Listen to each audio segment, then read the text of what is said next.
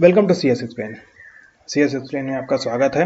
आज हम पढ़ेंगे बहुत ही इंटरेस्टिंग टॉपिक जो कि है माइक्रो प्रोसेसर। ये हमारा फिफ्थ टॉपिक होगा चैप्टर 1 में। तो देख लेते हैं आज का एजेंडा क्या है। एजेंडा में माइक्रो प्रोसेसर सबसे पहले पढ़ेंगे, फिर मूर्स लॉ के बारे में थोड़ा सा पढ़ेंगे, फिर उसके बाद माइक्रो प्रोसेसर स्पेसिफिकेशंस देखेंगे, फिर जनरेशंस ऑफ माइक्रो प्रोसेसर देखेंगे, फिर माइक्रो कंट्रोलर के बारे में पढ़ेंगे। तो चलिए स्टार्ट करते हैं।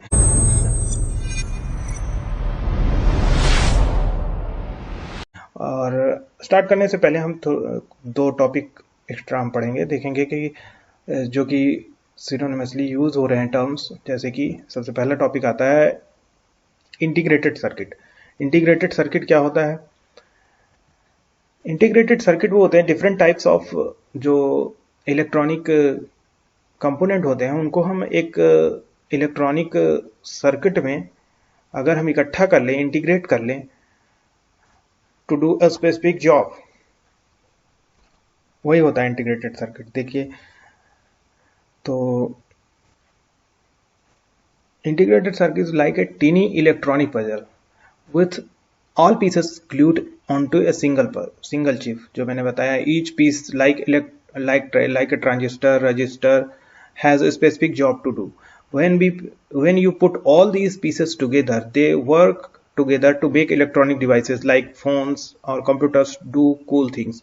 Integrated circuits are like the brains inside our gadgets, making them smart and able to do all sort of tasks, from playing games to sending messages। They are basically the superheroes of the tech world। ठीक है।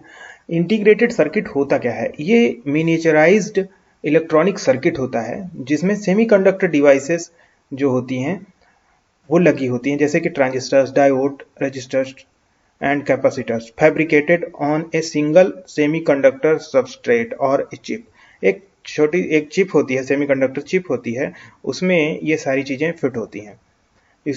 इनसे जो circuit बनता है वो कहा जाता है इनको इंटीग्रेट करके। जैसा ट्रांजिस्टर, सिंपली समझिए, ट्रांजिस्टर, डायोड, रजिस्टर, कैपेसिटर, इन सबको इंटीग्रेट कर लिया जाता है, एक साथ इकट्ठा कर लिया जाता है, एक चिप में इसको लगा दिया जाता है, फिजिकली एक चिप में लगा दिया जाता है, और उसके बाद जो सर्किट बनता है इस तरह का जो चिप होता है उसे इंटीग्रेटेड सर्किट कहते हैं। एक सर्किट बनाते हैं हम लोग, ठीक है। These components are interconnected to perform a specific function or set of functions। ठीक है। इसके बाद आता है हमारा एक और टॉपिक है ट्रांजिस्टर्स का। Transistors are tiny electronic switches that control the flow of electricity. They are the building blocks of modern electronics and they do all sort of important jobs inside our gadgets. एक तरह से ये electricity के flow को control करता है transistors. Simply यही समझ लीजिए, ट्रांजिस्टर्स इलेक्ट्रिसिटी के फ्लो को कंट्रोल करता है। ये टीनी इलेक्ट्रॉनिक स्विचेस होते हैं, छोटे छोटे इलेक्ट्रॉनिक स्विचेस होते हैं। They are building blocks of modern electronics and they do all sort of important jobs inside our gadgets. Imagine a transistor a tiny gatekeeper. इसको अगर आप इस तरह समझ सकते हैं कि जैसे कि एक छोटा सा गेट कीपर है ये आपके इलेक्ट्रॉनिक सर्किट में। It can either let electricity flow through or block it. या तो ये इलेक्ट्रिसिटी का फ्लो होने देगा या इसे रोक लेगा, depending on whether it is turn on और टर्न ऑफ। अगर ये टर्न ऑन है तो डेफिनेटली टर्न ऑन या टर्न ऑफ होगा, तो उसके अकॉर्डिंग ये वर्क करेगा। This simple function is what makes transistor so powerful.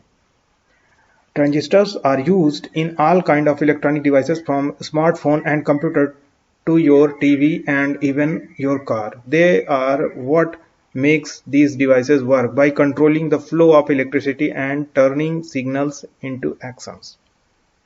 तो ये था ट्रांजिस्टर।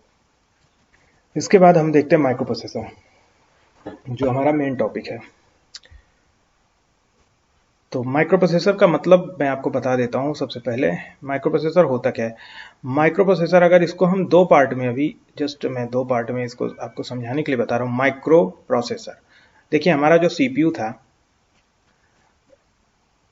था वो प्रोसेस करता था, हम इनपुट करते थे, सीपीयू प्रोसेस करता था और फिर उसके बाद आउटपुट हमें मिल जाता था। तो सीपीयू को हम प्रोसेसर भी कहते थे, जो क्योंकि प्रोसेसिंग करता था। तो अगर ये जो सीपीयू होते थे पहले बहुत बड़े बड़े होते थे, बड़े बड़े पूरे कमरे में रखे रहते थे, पूरे हॉल में एक सिंगल कंप्यूटर रहता था, उसका इतना बड़ा सीपीयू, उसमें इतनी मेमोरीज और सारी चीजें। पहले मैकेनिकल कंप्यूटर और डिफरेंट टाइप्स के कंप्यूटर होते थे।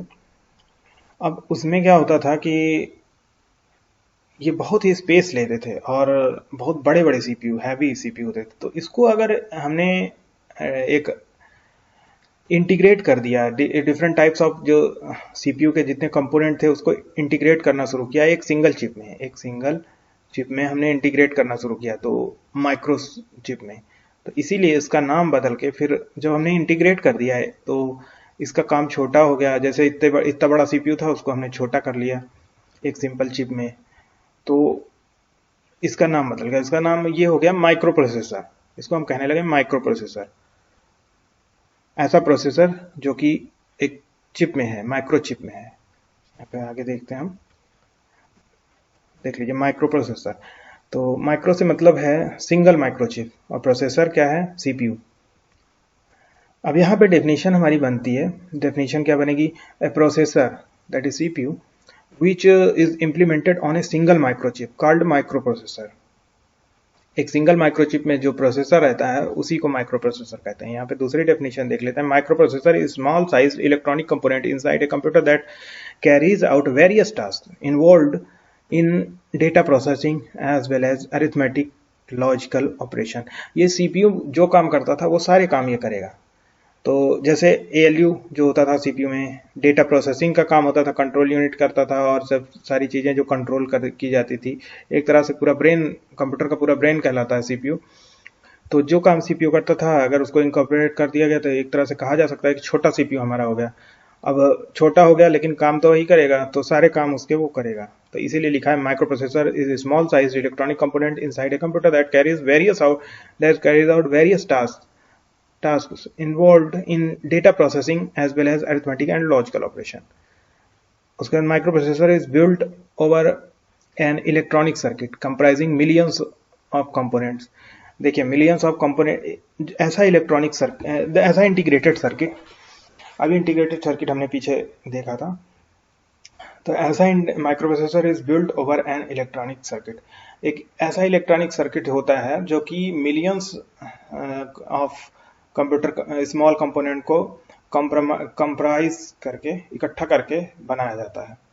ठीक है, तो micro processor have evolved over times in terms of, देखिए अब यहाँ पे अब समझने वाली बात है, ये जो पॉइंट लिखा हुआ है इसमें देखिए, ये जब हमने एक चिप में इसको डाल दिया, हमने एक चिप में डाल दिया सारी चीजें, अब हमारा पूरा माइक्रो सीपीयू जो था वो एक चिप में चला गया। अब जब चिप में चला गया तो क्या होगा, डिक्रीज फिजिकल साइज, इसकी फिजिकल साइज कम हो गई। जो ढेर सारा पूरा एक हॉल का, पूरा एक कमरे में रखा रहता था बड़े से और वो पूरा साइज लेता था, तो फिजिकल साइज डिक्रीज हो गई। अच्छा, और फिर रखा जाता था, बहुत कॉस्टली भी होता था पहले, और फिर उसको छोटा कर दिया गया तो इसकी कॉस्ट रिड्यूस हो गई, कॉस्ट कम हो गई। बढ़ा क्या हमारा, हमें मिला क्या, प्रोसेसिंग कैपेबिलिटी, कंप्यूटिंग पावर हमारी बढ़ गई, प्रोसेसिंग बढ़ गई, प्रोसेसिंग कैपेबिलिटी। पहले बहुत स्लो होते थे कंप्यूटर्स, अब क्या करता है ये, मिलियंस ऑफ इंस्ट्रक्शंस पर मिली सेकेंड, एक मिली सेकेंड में, पहले सेकेंड्स में हम कैलकुलेट, सेकेंड्स में काम करता था, अब मिली सेकेंड में काम करने लगा, एक मिली सेकेंड में मिलियंस ऑफ इंस्ट्रक्शंस ये परफॉर्म कर दे रहा है, ऐसी इसकी कैपेबिलिटी हो गई। आगे देख लेते हैं मूर्स लॉ, मूर्स लॉ देख लेते हैं। तो मूर्स लॉ, यहाँ पे मूर क्या थे, गॉर्डन मूर, ये इंटेल कॉरपोरेशन के को फाउंडर थे जिन्होंने 1965 में एक ऑब्जर्वेशन दी थी जिसे मूर्स लॉ कहते हैं। इन्होंने कहा था, he noted that number of transistors on ICs was doubling approximately every 2 years, leading to a corresponding increase in computing power. देखिए कंप्यूटिंग पावर बढ़ता जाएगा अगर हम इनकॉर्पोरेट करें, decrease in cost per transistor. देखिए इन्होंने कहा कि मतलब हर 2 साल में हम जो आईसीज हैं उसमें ट्रांजिस्टर्स को डबल करते जा रहे हैं, ट्रांजिस्टर्स बढ़ाते जा रहे हैं, और जिससे क्या होगा कि कंप्यूटिंग पावर हमारी बढ़ती जा रही है और कॉस्ट हमारी पर ट्रांजिस्टर कम होती जा रही है। Moore's law has since become guiding principle for semiconductor industry and key drivers for technological progress. तो यहाँ से एक नया एरा स्टार्ट हुआ। उसके बाद देखते हैं आगे। यहाँ के बाद आता है ये वाला टॉपिक, लार्ज स्केल इंटीग्रेशन। देखिए अभी इंटीग्रेट करते रहेंगे सब चीजें इकट्ठा करके, तो LSI बहुत इंपॉर्टेंट टर्म आता है ये, LSI large scale integration. LSI refers to integrating circuits that contain large number of electronic components or transistors on a single chip. Typically LSI chips contain thousands to, देखिए, thousands to tens of thousands of transistors. LSI chip में कितने transistor होते हैं, जैसे कोई पूछ ले तो आप बता सकते हो कि थाउजेंड से 10,000 ट्रांजिस्टर्स होते हैं टिपिकली। और LSI technology emerge in 1970s representing a significant advancement over previous technology such as, पहले स्मॉल स्केल इंटीग्रेशन होता था SSI जिसे कहते थे, फिर मीडियम स्केल इंटीग्रेशन हुआ, फिर लार्ज स्केल। ठीक है, तो इससे कंप्यूटेशनल पावर काफी बढ़ गई। 1970s की बात हो रही है। फिर उसके बाद एग्जांपल ऑफ LSI चिप्स देख सकते हैं आप। इसमें क्या हो गया, माइक्रो प्रोसेसर इजाद हुए, फिर मेमोरी चिप्स आई और complex digital and analog circuit हमने डेवलप करा LSI चिप के जरिए। इसके बाद आता है VLSI। इसमें और एडवांसमेंट हुआ, वेरी लार्ज स्केल इंटीग्रेशन, बड़े पैमाने पे हमने इंटीग्रेशन करना शुरू किया। कैसे? VLSI represent next level of integration beyond LSI with chips containing hundreds to thousands, hundreds of thousands to millions of transistors.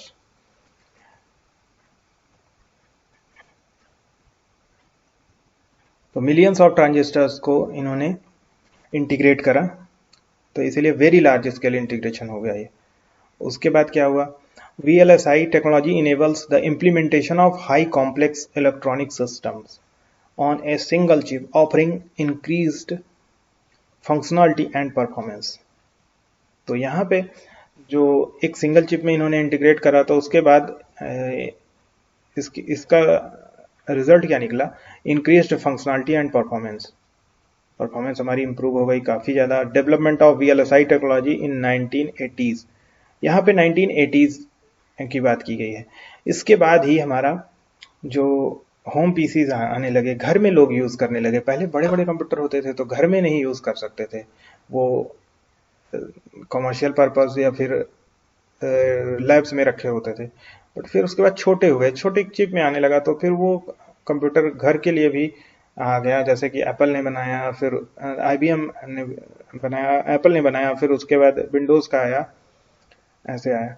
तो development of VLSI technology in 1980s and 1990s led the miniaturization of electronic devices, इसको छोटा करने लगे, and proliferance of powerful computing system, यहाँ से powerful computing system का जमाना आ गया। ठीक है, अच्छा एग्जांपल देख लेते हैं VLSI चिप्स के। एडवांस्ड माइक्रो प्रोसेसर्स, ये बहुत ही फास्ट होते थे। System on chips, SoC design आने लगा, फिर ग्राफिक्स प्रोसेसिंग यूनिट्स, GPUs आ गए। उसके बाद हमारा आता है super large scale integration, SLSI। ये क्या है? SLSI is term used to describe integrating circuit that integrate entire electronic system or subsystems on a single chip। यहाँ पे हमने पूरी तरह से उसको एक सिंगल चिप में हमने इंटीग्रेट कर दिया। SLSI chips contain millions to billions of transistors and can incorporate multiple functional blocks, including processors, memory, input or output interfaces, and specialized accelerators. The development of SLSI has enabled the creation of highly integrated and complex electronic systems such as smartphone। यहाँ पे smartphone की बात हुई, इसमें SLSI, यहाँ पे हमने सब चीज़ छोटा कर दिया। पहले कंप्यूटर भी जब होम पीसीज आने लगे वो भी बड़े होते थे, बट उसके बाद देखिए अब छोटा सा स्मार्टफोन आता है, टैबलेट आते हैं, वो हम अपने हाथ में लेके कहीं भी घूम रहे हैं, जेब में रख रहे हैं। वियरेबल डिवाइसेस, डिजिटल वॉचेस आ गई और बहुत सारे गैजेट्स आ गए। SLSI chips often utilize advanced packaging and interconnect technologies to accommodate the high level of integration and optimize performance, power efficiency and form factor। तो ये था। इसके बाद हम देखेंगे माइक्रो प्रोसेसर स्पेसिफिकेशन। इसके स्पेसिफिकेशन में आता है सबसे पहले वर्ड साइज, फिर मेमोरी साइज, फिर क्लॉक स्पीड, फिर उसके बाद कोर्स। हम एक एक करके देखेंगे। वर्ड साइज क्या होता है? Word size is the maximum number of bits that a microprocessor can process at A time. एक टाइम में कितने बिट्स, देखिए कंप्यूटर में हमारे बिट्स में ही बात होती है, जैसे वन और जीरो, यही दोनों भरे हुए हैं, इन्हीं दोनों की बात होगी। और उसके बाद इसीलिए यहाँ पे बिट लिखा हुआ है। तो maximum number of bits, word size क्या है? ऐसा नहीं वर्ड है, कैरेक्टर है, ऐसा नहीं है। उसको हम कन्वर्ट करेंगे, कैरेक्टर को 1 और 0 में कन्वर्ट करते हैं। उसके बाद ये maximum number of bits that micro processor can process at A time. Earlier a word was 8 bits as it was maximum limit at that time. At present minimum word size is 16 bit and maximum is 64 bits। okay, यहाँ पे memory size की बात करते हैं। Memory size में क्या होता है? Depending upon the word size the size RAM varies. Size of RAM varies. Initially RAM was very small, 4 MB due to 4 or 8 bits word size। अब वर्ड साइज हमारी बढ़ गई 64 बिट की वर्ड साइज, 64 बिट के around word size हमारी हो गई। तो it has become feasible to use RAM size up to 16 exabytes। हम RAM 16 exabyte तक की RAM ले सकते हैं। क्लॉक स्पीड क्या होती है? Computers have an internal clock that generate pulses at regular interval of time. Clock speed simply means the number of pulses generated per second the clock inside a computer. Clock speed indicates the speed at which computer can execute instructions. Earlier it was measured in, पहले ये hurt में नापी जाती थी, फिर kilo hurt में, फिर उसके बाद अब और एडवांसमेंट हो गया तो अब गीगा हर्ट्स में नापी जाती है। जैसे कि गीगा हर्ट्स मतलब बिलियंस ऑफ पल्सेस पर सेकंड। जो इंटरनल क्लॉक होती है वो बिलियंस ऑफ पल्सेस एक सेकंड में जनरेट कर सकती है। उसके बाद कोर की बात होती है। तो यहाँ पे मल्टी कोर प्रोसेसर आ गए। तो core is a basic computational unit. देखिए पहले क्या होता था? पहले सिंगल एक कोर होता था, सिंगल एक प्रोसेसर होता था, वही सारा काम करता था। अब हमने इसको डिफरेंट कंप्यूटेशनल यूनिट में डिवाइड कर दिया। जैसे यहाँ पे चार पार्ट में डिवाइड कर दिया। तो 4 पार्ट में डिवाइड कर दिया, सब अपना अपना टास्क अलग अलग एक टास्क लेके वर्क कर रहे हैं। इसको कोई टास्क मिल गई, इसको कोई टास्क मिल गई, ये अपना कुछ कर रहा है। जैसे आप देखते हैं कि हमने एक जगह वीडियो चला रखा है, फिर एक जगह नोटपैड खोल रखा है, एक जगह हम प्रोग्रामिंग कर रहे हैं, दूसरे टैब में खोल के ब्राउजर अपने ब्राउजिंग कर रहे हैं। तो ये सारी चीज़ें हमारी एक साथ हो रही हैं। तो ये सब मल्टी कोर प्रोसेसर के कारण है। तो यहाँ पे देख सकते हैं कि core is a basic computational unit of CPU। Earlier processor had only one computational unit, thereby capable of performing only one task at a time. With advent of multi-core processor, it has become possible for computer to execute multiple tasks, thereby increasing the system's performance। CPU with 2, 4 and 8 cores is called, 2 को हम dual core कहते हैं, 4 को हम quad core, 8 को हम octa core processor respectively. ठीक है, तो ये तो हमारे स्पेसिफिकेशन थे। इसके बाद हम देखते हैं जनरेशन ऑफ माइक्रो प्रोसेसर। ये एक चार्ट है, इसको आप देख लीजिएगा। इसमें डिफरेंट जनरेशंस दी हुई हैं, जैसे आप देख सकते हैं first generation, second, third, fourth, fifth generation तक का दिया हुआ है। ये रहा हमारा 1971 to 73। यहाँ पे ALSI चिप की बात हो रही है। वर्ड साइज हमारी 4 to 8 भी थी। मेमोरी साइज हमारी 1 KB आती थी पहले। ये एग्जांपल है, इसका दिए हुए हैं कुछ एग्जांपल्स। उसके बाद आप देख सकते हैं थर्ड जनरेशन तक सेकंड जनरेशन तक LSI चिप टाइप था, फिर VLSI हो गया थर्ड और फोर्थ। फिफ्थ में हमारा SLSI आ गया है। यहाँ पे पेंटियम, सिलेरॉन, जियोन। यहाँ पे आप देख सकते हैं क्लॉक स्पीड इसकी, मल्टी कोर सिस्टम आ गया 5th जनरेशन में। और यहाँ पे 533 मेगा हर्ट्ज से 34 गीगा हर्ट्ज हमारी क्लॉक स्पीड है। और मैक्सिमम मेमोरी साइज 64 GB। और उसके बाद यहाँ पे 64 बिट वर्ड साइज, तो ये देख सकते हैं आप। ठीक है, तो अगला हमारा टॉपिक आता है माइक्रो कंट्रोलर का। माइक्रो कंट्रोलर होते क्या है? Small computing device which has CPU. देखिए, जो सीपीयू होता था उसमें केवल सीपीयू ही होता था, जो माइक्रो प्रोसेसर है उसमें सीपीयू होता है। तो लोग कहते हैं माइक्रो प्रोसेसर और माइक्रो कंट्रोलर, कुछ लोग कंफ्यूज रहते हैं, बट यहाँ पे मैं आपको बताना चाहूंगा कि उसमें केवल सीपीयू रहता है। सीपीयू को हमने इंटीग्रेट कर दिया और छोटा कर दिया, एक चिप में डाल दिया। बट यहाँ पे एक छोटी सी एक कंप्यूटिंग डिवाइस होती है जिसमें सीपीयू होता है, एक तरह से चिप ही कह सकते हैं, तो चिप रहती है छोटी सी, जिसमें सीपीयू होता है, रैम होता है, रोम होता है और अदर पेरिफेरल्स भी होते हैं उसमें।